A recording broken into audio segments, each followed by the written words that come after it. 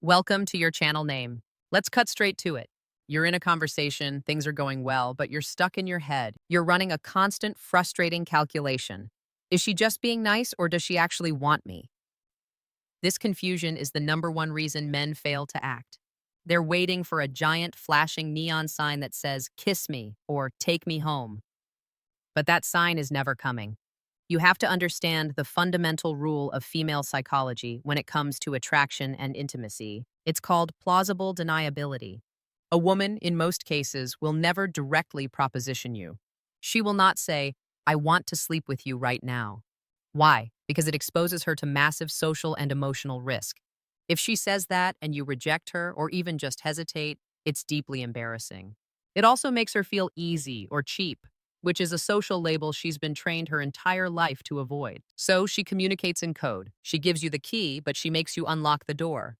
Her words are invitations, but they always have a built-in escape hatch. If you don't pick up on the signal, she can pretend it never happened. Oh, I was just being friendly. This protects her ego, and frankly, it's also a test of your social intelligence. She wants a man who can read the subtext, a man who gets it without needing to be told. So what is this code? What are the exact phrases and verbal cues that signal she's moving past friendly and into intimate? We're not talking about body language yet. We'll get to that. We are talking about the literal words she will say. The first category of phrases are logistical green lights. This is when she verbally removes any obstacles that would prevent intimacy from happening. It's her way of saying the path is clear. The most common one? My roommates are gone for the weekend. Machi.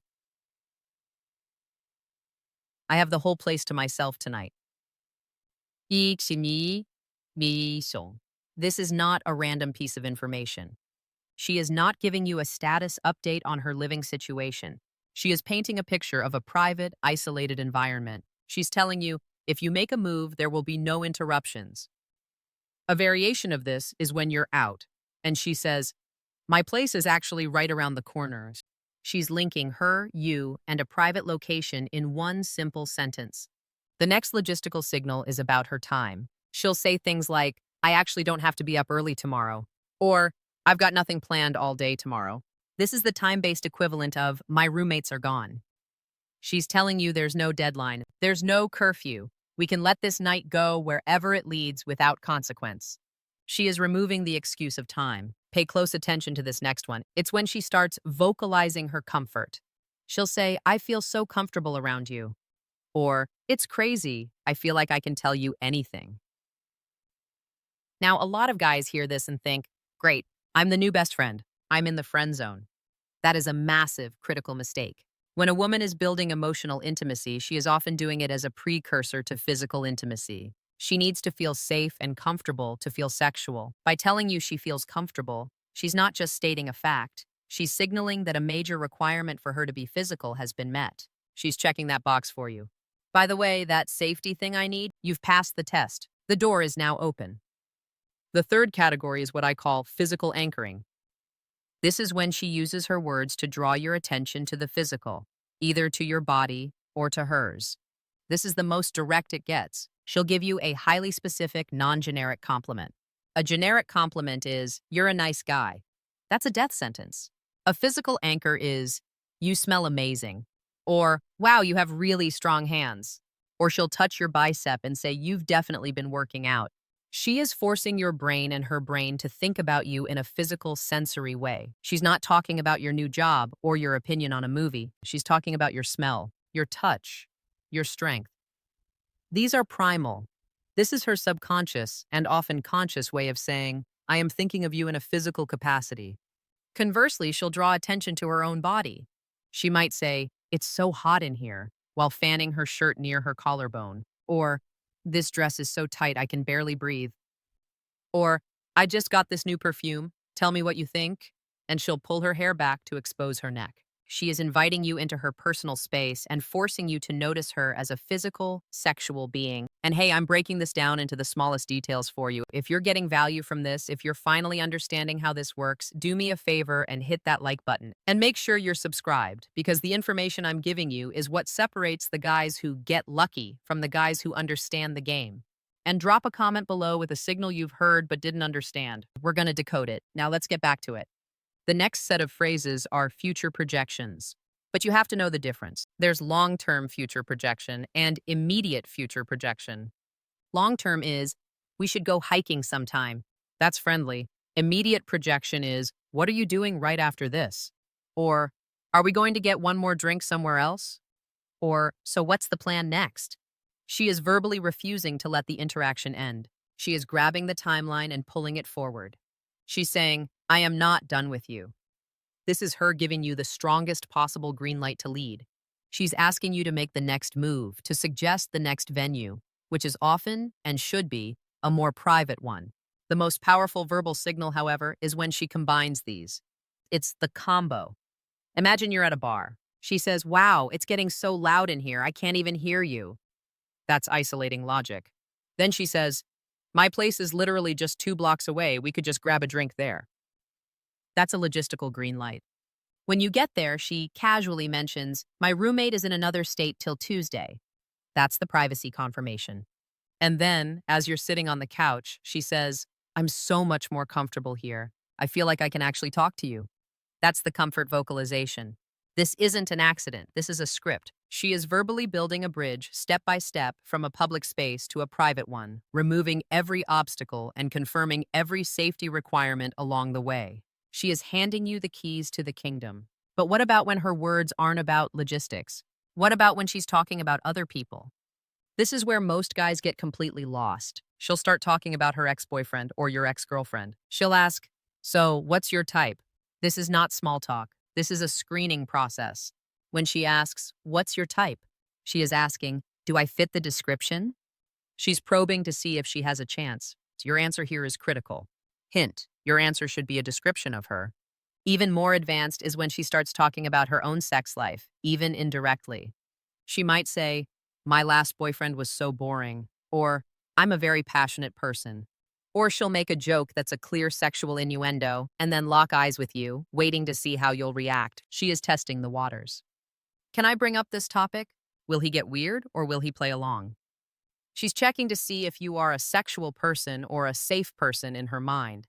But the words themselves are only 50% of the equation. The other 50%, and honestly it might be more, is how she says them, her tonality, her body language. The word fine can mean a dozen different things. The phrase, I'm getting tired, can mean, please let me go home. Or it can mean, I'm ready to go to bed, with you. The difference is the subcommunication. Let's talk about the verbal cues that support the words. First, her vocal tone will drop. Her voice will become lower, softer, and have what's called vocal fry, that slightly gravelly, relaxed tone. Think of how someone talks right before they go to sleep. It's intimate, it's low energy, it's non-threatening. She's not projecting her voice across a room. She's speaking just for you. She'll often lean in, forcing you to lean in to hear her, and suddenly you've created a private bubble in a public place. Second, the question inflection on a statement. She'll say something like, so, what are we going to do now? That upward inflection at the end, that slight question, is her explicitly handing you the leadership. It is the verbal equivalent of her putting her hand out, waiting for you to take it. She is saying, I am open to your suggestion. Please make one. But let's be real. The most powerful signs aren't just words. They are the actions that happen while she's speaking. The true signal is when the verbal and nonverbal align perfectly. You have to watch for the eye-lip-eye triangle. You're talking. You're looking at her eyes. She's looking at yours. And then as you're speaking, you see her eyes flick down to your mouth, then back to your eyes. That's it. That is the subconscious, undeniable signal that she is thinking about kissing you. Her brain is literally previewing the action. When you see this, especially combined with any of the verbal cues we just discussed, you have a green light. You also have to watch for the lingering touch. A friendly touch is a quick pat-pat on the shoulder. It's sterile. An interested touch is a lingering one. She laughs at your joke and puts her hand on your forearm and leaves it there for 3, 4, 5 seconds. She's accidentally bumping her leg against yours under the table, and she doesn't move it away. When she's saying, I'm so comfortable around you, while simultaneously placing her hand on your knee, that is not a mixed signal. That is one very clear, very loud signal. The words provide the plausible deniability, but the touch provides the real intent. Now let's talk about the final, most advanced verbal cue. This is the one that trips up 99% of men. It's the playful challenge or the fake disagreement. You'll say something, and she'll smile, look you right in the eye, and say, I don't believe you. Or, no, you're not. Or, you're full of it. This is not a real disagreement. This is flirting. She is testing your confidence. She's shit testing you. She's playfully challenging your frame to see if you'll fold or if you'll stand your ground and even flirt back. The wrong response is to get defensive. What do you mean? Yes, I am. Here's the proof. You've just failed. The correct response is to lean in, match her playful energy, and challenge her right back. She is inviting you to spar with her. This verbal sparring is a form of intellectual foreplay. She wants to see if you're quick, if you're confident, if you're fun. When she says, make me, she's not just talking about whatever you just suggested. It's a fundamental invitation. So let's put it all together. You're not looking for one single phrase. You're looking for a cluster of signals. She's using logistical language. My roommates are gone. She's using comfort language. I feel so safe with you. She's using physical anchors. You smell incredible. Her vocal tone is low and intimate. Her body language is open, and she's using lingering touch. She's giving you the eye-lip-eye triangle. When you see these things, you have to stop thinking. Is she just being nice? Part of your brain needs to shut off. The answer is no. She is not just being nice. She is communicating her interest in the only way she knows how, indirectly, but clearly. Your job is not to ask for more clarification. Your job is not to say, so are you, into me? That's a beta move. That kills the vibe instantly because you're forcing her to take the risk you were unwilling to take. Your job is to assume attraction and lead.